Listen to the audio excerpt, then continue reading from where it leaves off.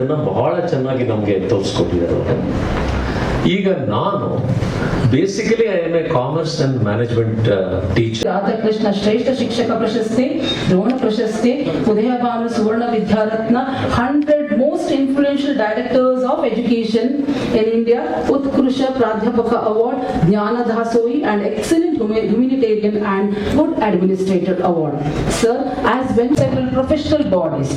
Hobbies include teaching and learning techniques to various students, writing articles, organizing workshops. Educationist to the program. Thank you so much for your presence. Thank you, sir.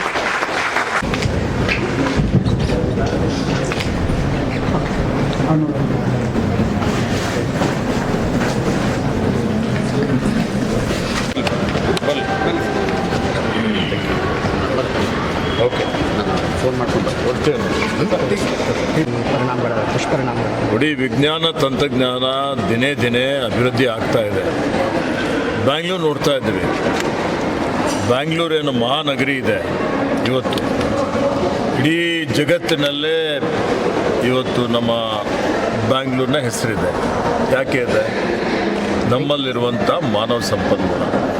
ಹಿಂದೆ ಒಂದಾನೊಂದು ಕಾಲದಲ್ಲಿ ಅಂದರೆ computer introduce ಆಗಿದ್ದಾಗ, computer introduce ಆದಮೇಲೆ ಇವತ್ತು ನಿರುದ್ಯೋಗಿಗಳು ಜಾಸ್ತಿ ಆಗ್ತಾರೆ, ಉದ್ಯೋಗಸ್ಥರು ಉದ್ಯೋಗ ಕಳ್ಕೊಳ್ತಾರೆ ಅನ್ನುವಂಥ ಒಂದು ಭಾಳಷ್ಟು ಜನರಿಗೆ ಆತಂಕ ಇತ್ತು.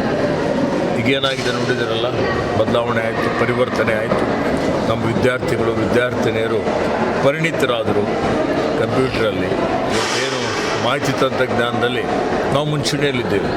ಇವತ್ತು ಬ್ಯಾಂಗ್ಳೂರು ಇವತ್ತು ಇಡೀ ದೇಶದಲ್ಲಿ ಎಲ್ಲಕ್ಕಿಂತ ಹೆಚ್ಚಿಗೆ ನಾವು ಸಾಫ್ಟ್ವೇರ್ ಎಕ್ಸ್ಪೋರ್ಟ್ ಮಾಡೋಂಥದ್ದು ಅಂತ ಹೇಳಿದರೆ ಬ್ಯಾಂಗ್ಳೂರು. ಹೀಗಾಗಿ ಇವತ್ತು ನಮ್ಮ ಮಾನವ ಸಂಪನ್ಮೂಲ, ನಮ್ಮ ವಿಜ್ಞಾನಿಗಳು, ವೈದ್ಯರು, ನಮ್ಮ ಇಂಜಿನಿಯರ್ಸ್ಗಳು ದೇಶ ವಿದೇಶಗಳಲ್ಲಿ ನ್ಯಾಸಾದಲ್ಲಿದ್ದಾರೆ, ಬಾಹ್ಯಾಕಾಶದಲ್ಲಿ ಕೆಲಸ ಮಾಡ್ತಾ ಇದ್ದಾರೆ. ಎಲ್ಲ ರೀತಿಯಲ್ಲಿ ಯಶಸ್ಸನ್ನು ಪಡೆದಿದ್ದಾರೆ. ಕೃತಕ ಬುದ್ಧಿಮತ್ತೆದಲ್ಲಿನೂ ಈಗ ಅದು ಬಂದಿದೆ. ಒಂದು ಆತಂಕ ಇದೆ ಈಗಲೂ ಅದೇ ರೀತಿಯಲ್ಲಿ. ನಾನು ಹೇಳೋದೇನು ಅಂತ ಹೇಳಿದರೆ, ಇದನ್ನು ನಾವು ಸದ್ಬಳಕೆ ಮಾಡಿಕೊಳ್ಳಲಿಕ್ಕೆ ಸಾಧ್ಯ ಇದೆ. ಈಗ ಆಡಳಿತದಲ್ಲಿ ಇದನ್ನು ನಾವು ಒಳ್ಳೆ ರೀತಿಯಿಂದ ಉಪಯೋಗ ಮಾಡಿಕೊಳ್ಳಬಹುದು. ಆರೋಗ್ಯದ ಕ್ಷೇತ್ರದಲ್ಲಿ ಮಾಡಿಕೊಳ್ಳಬಹುದು, ಶಿಕ್ಷಣ ಕ್ಷೇತ್ರದಲ್ಲೇ ಮಾಡಿಕೊಳ್ಳಬಹುದು. ಅರಣ್ಯ ಶಾಸ್ತ್ರ ಇಲಾಖೆ ಸಚಿವನಾಗಿದ್ದೇನೆ.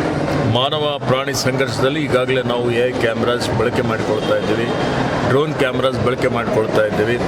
ಆರೋಗ್ಯದ ಕ್ಷೇತ್ರದಲ್ಲಿ ಇವತ್ತೇನು ಶಸ್ತ್ರಕ್ರಿಯೆ ಚಿಕಿತ್ಸೆ ಮಾಡ್ತಾ ಇದ್ದಾರೆ, ಭಾಳ ಅಕ್ಯುರೇಟಾಗಿ ಆ ಶಸ್ತ್ರಚಿಕಿತ್ಸೆ ಮಾಡಲಿಕ್ಕೆ, ಶಸ್ತ್ರಕ್ರಿಯೆ ಮಾಡಲಿಕ್ಕೆ ಇವತ್ತು AI ಬಳಸ್ಕೊಳ್ತಾ ಇದ್ದಾರೆ. ಅದರಿಂದ ಮಾನವ ಕುಲಕ್ಕೆ ಒಳ್ಳೆಯದಾಗ್ತಾ ಇದೆ. ಒಳ್ಳೆಯದನ್ನು ತೆಗೆದುಕೊಳ್ಳಬೇಕು ನಾವು. ಆ ರೀತಿಯಲ್ಲಿ ನಮ್ಮಲ್ಲಿ ಆ ಒಂದು ಶಕ್ತಿ ಇದೆ. ನಮ್ಮ ಯುವಕರಲ್ಲಿ ಯುವತಿಯರು ಪರಿಣಿತರಿದ್ದಾರೆ. AIದಲ್ಲೂ ಅವರು ತರಬೇತಿ ಪಡೆದುಕೊಂಡು ಪರಿಣಿತರಾಗ್ತಾರೆ. ಮುಂದಿನ ದಿನಮಾನಗಳಲ್ಲಿ ಇಡೀ ಜಗತ್ತಿಗೆ ಮಾದರಿ ಆಗುವಂಥ ರೀತಿಯಲ್ಲಿ, ಸಹಾಯ ಆಗುವಂಥ ರೀತಿಯಲ್ಲಿ ಇವತ್ತು ಅವರು ಅದ್ಭುತವಾಗಿ ಬೆಳೀತಾರೆ. ಇದರಿಂದ ಸ್ವಲ್ಪ ಮಟ್ಟಿಗೆ ಉದ್ಯೋಗ ಕಡಿತ ಆದರೂ ಭವಿಷ್ಯತ್ತಿನಲ್ಲಿ ಇವತ್ತು ಅದರಿಂದ ಎಲ್ಲರಿಗೂ ಒಳ್ಳೆಯದಾಗ್ತದೆ ಅಂತ ನನ್ನ ಭಾವನೆ. ಸರ್, ಏನೇ ಬಳಸ್ಕೊಂಡು ಉದ್ಯೋಗ ಸೃಷ್ಟಿಗಳನ್ನು ಕೂಡ ಹೆಚ್ಚು ಮಾಡ್ಕೋಬಹುದು ಅನ್ನೋ ಸಲಹೆಯನ್ನು ಕೂಡ ನೀವು ಕೊಟ್ಟರೆ. ಹೌದು, ಈಗ ನಾವು ಕೃತಕ ಬುದ್ಧಿಮತ್ತೆ ಬಳಸ್ಕೊಂಡು ಈಗಾಗಲೇ ನಮ್ಮ ಶಿವರಾಮ್ ಅವರು ಮಾತನಾಡ್ತಾ ಇದ್ದಾಗ ಹೇಳಿದರು, ಅವರು ಕೃತಕ ಬುದ್ಧಿಮತ್ತೆ ಬಳಸ್ಕೊಂಡು ನಾವು ಉದ್ಯೋಗ ಸೃಷ್ಟಿ ಮಾಡುವಂಥದ್ದಕ್ಕೆ ಒಂದು ಯೋಜನೆ ರೂಪಿಸುವಂಥದ್ದಕ್ಕೆ ಸಾಧ್ಯತೆ ಇದೆ ಅಂತೇಳಿ. ಆ ರೀತಿಯಲ್ಲಿ ನಮ್ಮಲ್ಲೇನು ಎಕ್ಸ್ಪರ್ಟ್ಸ್ ಇದ್ದಾರೆ, ಅವರೆಲ್ಲರ ಅಭಿಪ್ರಾಯವನ್ನು ತೆಗೆದುಕೊಂಡು ಸರ್ಕಾರ ಸಹಿತ ಅದರ ಬಗ್ಗೆ ಗಂಭೀರತೆಯನ್ನು ಪರಿಗಣನೆ ಮಾಡಿ ಉದ್ಯೋಗ ಕಡಿತ ಆಗದ ರೀತಿಯಲ್ಲಿ AIಯನ್ನು ಒಳ್ಳೆ ರೀತಿಯಿಂದ ಸದ್ಬಳಕೆ ಮಾಡಿಕೊಳ್ಳುವಂಥದ್ದಕ್ಕೆ ನಾವು ಯೋಜನೆಯನ್ನು ರೂಪಿಸ್ತೇವೆ. ನೋಡಿ, ಕೃತಕ ಬುದ್ಧಿಮತ್ತೆ ಅನ್ನೋದು ನಾವು ಗೊತ್ತಿಲ್ಲದೇನೋ ಬೇರೆ ಬೇರೆ ರಂಗದಲ್ಲಿ ನಾವು ಆಲ್ರೆಡಿ ಯೂಸ್ ಮಾಡ್ತಾ ಇದ್ದೀವಿ. ಇವತ್ತು ನಮ್ಮ ಪ್ರಸ್ತುತ ಸಬ್ಜೆಕ್ಟ್ ಇರ್ತಕ್ಕಂಥದ್ದು ಕೃತಕ ಬುದ್ಧಿಮತ್ತೆಯಿಂದ ಎಜುಕೇಷನ್ ಮೇಲೆ ಏನು ಪರಿಣಾಮ ಆಗುತ್ತೆ, ಎಜುಕೇಷನ್ ಫೀಲ್ಡಲ್ಲಿ ಅದನ್ನು ಹೇಗೆ ಉಪಯೋಗಿಸ್ಬೇಕು ಅನ್ನೋದ್ರ ಬಗ್ಗೆ ನಾವು ಇವತ್ತು ಸೆಮಿನಾರ್ ಮಾಡ್ತಾಯಿದ್ದೀವಿ. ಹಲವಾರು ಜನ ದೇಶದಿಂದಲೇ ಅಲ್ಲದೆ ಇಂಟರ್ನ್ಯಾಷನಲಿಂದ, ಅಮೆರಿಕಾದಿಂದ 3 ಜನ ಕೂಡ ಆನ್ಲೈನಲ್ಲಿ 2 ಸೆಷನ್ ನಡೀತಾ ಇದೆ. ಒಂದು ಆನ್ಲೈನು, ಒಂದು ಆನ್ಲೈನು ಮಾಡ್ತಾಯಿದ್ದಾರೆ. ಇದ್ರ ಉಪಯೋಗ ಪ್ರಸ್ತುತತೆ ಏನಂದರೆ, ಇದು ಈಗ ಒಂದು 10 ವರ್ಷದಿಂದ ಈಚೆಗೆ ಡೆವಲಪ್ ಆಗ್ತಾ ಇರ್ತಕ್ಕಂಥ ಒಂದು ಕಾನ್ಸೆಪ್ಟ್ ಕೃತಕ ಬುದ್ಧಿಮತ್ತೆ ಅಂತಕ್ಕಂಥದ್ದು. ನಾನು ಆಗಲೇ ಹೇಳ್ದಂಗೆ ಇದನ್ನು ಬೇರೆ ಬೇರೆ ರೀತಿಯಲ್ಲಿ ಉಪಯೋಗಿಸ್ತಾ ಇದ್ದೀವಿ ಆಲ್ರೆಡಿ. ನಾವು ಗೂಗಲ್ ಸರ್ಚ್ ಮಾಡೋದು ಇದೆಲ್ಲ ಮಾಡ್ತಾ ಇದ್ದೀವಿ. ಇದರ ಇಂಪ್ಯಾಕ್ಟ್ ಎಜುಕೇಷನ್ ಮೇಲೆ ಏನಾಗುತ್ತೆ ಅಂತ RPS ವಿದ್ಯಾಸಂಸ್ಥೆ ತಮಗೆಲ್ಲ ಗೊತ್ತಿದೆ. ಈಗ 53ನೇ ವರ್ಷ ಹಿಂದಿನ ಸಂಸ್ಥೆ, 1969ರಿಂದ ಸ್ಟಾರ್ಟ್ ಆಗಿರ್ತಕ್ಕಂಥ ಸಂಸ್ಥೆ. ಇಲ್ಲಿ ಇರ್ತಕ್ಕಂಥ ಎಲ್ಲ ನಮ್ಮ ಮಕ್ಕಳು ಏನಂದರೆ, ನಾವು ಏನು ಬಿಲೋ ಅವರೇಜ್ ಅಂತ ಎಕನಾಮಿಕಲಿ ಕನ್ಸಿಡರ್ ಮಾಡ್ತೀವಿ ಅಂಥ ಮಕ್ಕಳು ಮಾತ್ರ ಇಲ್ಲಿ ಓದ್ತಾರೆ.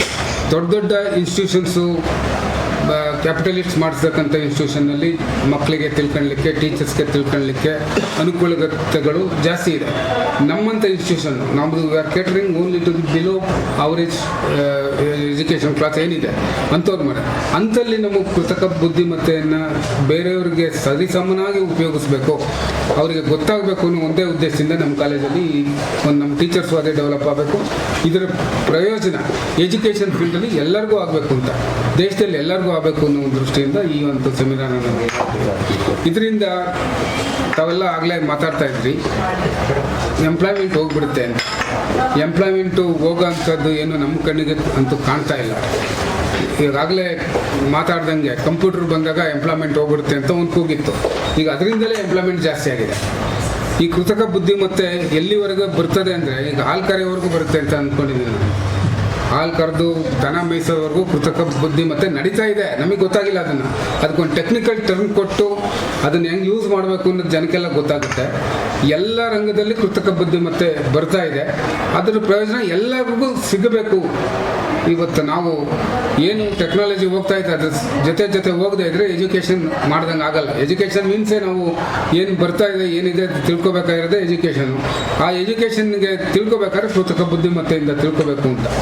ಎಷ್ಟೋ ವಿಷಯಗಳನ್ನು ನಾವೀಗ ಕ್ಲಾಸ್ ರೂಮಲ್ಲಿ ಒಂದು 20 ನಿಮಿಷ ತಯಾರಾಗಿ ಬಂದಿರ್ತಾರೆ ಟೀಚರು, ಅವ್ರಿಗೆ ಗೊತ್ತಿದ್ದು ಅಷ್ಟೇ ಹೇಳಿರ್ತಾರೆ. ಕೃತಕ ಬುದ್ಧಿಮತ್ತೆಯಲ್ಲಿದ್ದರೆ ದೇಶದ ಪ್ರಪಂಚದಲ್ಲಿ ಎಲ್ಲ ಟೀಚಿಂಗ್ನವರು ಒಂದು ಸಬ್ಜೆಕ್ಟ್ ಮೇಲೆ ಹೇಳ್ತಾರೆ, ಎಲ್ಲ ವಿಷಯಗಳು ಅದರಲ್ಲಿ ಬರ್ತದೆ. ಅವಾಗ ನಮ್ಮ ವಿದ್ಯಾರ್ಥಿಗಳ ಗುಣಮಟ್ಟ, ನಮ್ಮ ಎಜುಕೇಷನ್ ಲೆವೆಲ್ ಚೆನ್ನಾಗಾಗುತ್ತೆ ಅನ್ನೋ ಒಂದು ದೃಷ್ಟಿಯಿಂದ ನಾವು ಇವತ್ತು ನಮ್ಮ ಇನ್ಸ್ಟಿಟ್ಯೂಷನಲ್ಲಿ ಈ ಸೆಷನನ್ನು ಸೆಮಿನಾರನ್ನು ಮಾಡ್ತಾ ಇದ್ದೇವೆ. ಒಂದು ದೃಷ್ಟಾಂತ ಹೇಳಬೇಕು. ಕರ್ನಾಟಕ ಸರ್ಕಾರದ ಒಬ್ಬರು ಸಾಮಾನ್ಯ ಮಂತ್ರಿವರ್ಯರು ಬಂದು ಈ ಏನು ಹೊಸ ತಂತ್ರಜ್ಞಾನ ಬಂದಿದೆ ಅದರ ಸಮಾವೇಶ ಇದೆ, ಇವತ್ತು ಸೆಮಿನಾರ್ ಅದರ ಉದ್ಘಾಟನೆ ಮಾಡಿದ್ದು ನಮಗೆಲ್ಲ ಭಾಳ ಸಂತೋಷ ಆಗಿದೆ. ಈಗಾಗಲೇ ನಮ್ಮ ಕಾರ್ಯದರ್ಶಿ ಹೇಳ್ದಂಗೆ ಹೊಸ ತಂತ್ರಜ್ಞಾನಗಳು ಬರ್ತಾ ಇರುತ್ತೆ, ಆದರೆ ನಾವು ಯಾವತ್ತೂ ನಮ್ಮ ಮಾನವೀಯತೆಯನ್ನು ಬಿಟ್ಟು ಆಚೆಗೆ ಹೋಗೋಕ್ಕಾಗಲ್ಲ. ಮನುಷ್ಯ ಬೇಕೇ ಬೇಕು.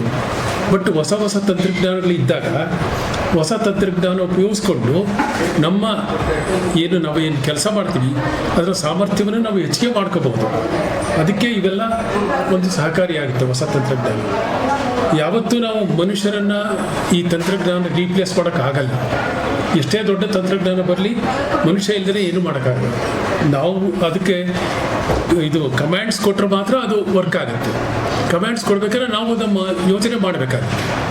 ಸೊ ಮನುಷ್ಯನ ಬುದ್ಧಿಯನ್ನು ಉಪಯೋಗಿಸ್ಕೊಂಡು, ಆಧುನಿಕ ತಂತ್ರಜ್ಞಾನಗಳನ್ನು ಉಪಯೋಗಿಸ್ಕೊಂಡು ನಾವು ಹೇಗೆ ನಮ್ಮ ಸಾಮರ್ಥ್ಯವನ್ನು ಹೆಚ್ಚಿಗೆ ಮಾಡ್ಕೋಬಹುದು, ಅದಕ್ಕೆ ಈ ಆರ್ಟಿಫಿಷಿಯಲ್ ಇಂಟೆಲಿಜೆನ್ಸು ನಮಗೆ ಸಹಕಾರಿಯಾಗುತ್ತೆ.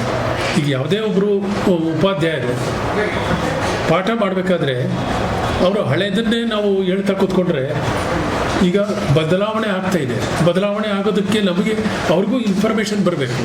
ಅವರು ಎಷ್ಟು ಬುಕ್ಸ್ ಓದಲಿಕ್ಕೆ ಸಾಧ್ಯ, ಎಷ್ಟು ಇದನ್ನು ಲೈಬ್ರರೀಸು ಇಟ್ಟರು ಈ ಏನು ಆರ್ಟಿಫಿಷಿಯಲ್ ಇಂಟೆಲಿಜೆನ್ಸ್ನಲ್ಲಿ ನಾವು ಕ್ಲಿಕ್ ಆಫ್ ಎ ಬಟನ್ನಲ್ಲಿ ಬೇರೆ ಬೇರೆ ಕಡೆ ಏನೇನು ಇನ್ಫಾರ್ಮೇಷನ್ ಇದೆ ಈ ಸಬ್ಜೆಕ್ಟ್ ಮೇಲೆ ಅದನ್ನು ಅವರು ಗ್ರಹಿಸ್ಕೊಂಡು ಪಾಠ ಮಾಡಿದರೆ ಮಕ್ಕಳಿಗೆ ಹೊಸ ತಂತ್ರಜ್ಞಾನ, ಹೊಸ ವಿಷಯಗಳು ತಿಳಿಸೋಕ್ಕೆ ಅನುಕೂಲ ಆಗುತ್ತೆ. ಸೊ ಈ ರೀತಿ ಈ ಆರ್ಟಿಫಿಷಿಯಲ್ ಇಂಟೆಲಿಜೆನ್ಸ್ ಬಹಳ ಮುಂದೆ ಅನುಕೂಲ ಆಗುತ್ತೆ. ಮತ್ತು ಯಾವತ್ತೂ ನಾನು ಹೇಳ್ತೀನಿ, ಯಾವುದೇ ತಂತ್ರಜ್ಞಾನ ಬಂದರೂ ಕೂಡ ಅನ್ಎಂಪ್ಲಾಯ್ಮೆಂಟ್ ಅಂತ ಬರಲ್ಲ. ಅನ್ಎಂಪ್ಲಾಯ್ಮೆಂಟು ಖಂಡಿತ ಬರೋದಿಲ್ಲ. ಏಕೆಂದರೆ ಅದನ್ನು ಉಪಯೋಗಿಸ್ಬೇಕಾಗಿದ್ರು ಮಾನವರೇ. ಅದಕ್ಕೋಸ್ಕರ ಅನ್ಎಂಪ್ಲಾಯ್ಮೆಂಟು ಅನ್ನೋದು ನಾವು ಅದಕ್ಕೆ ಹೆಚ್ಚು ತಲೆ ಕೆಡಿಸ್ಕೋಬೇಕಾಗಿಲ್ಲ ಅಂತ ನಾನು ಹೇಳ್ತೀನಿ.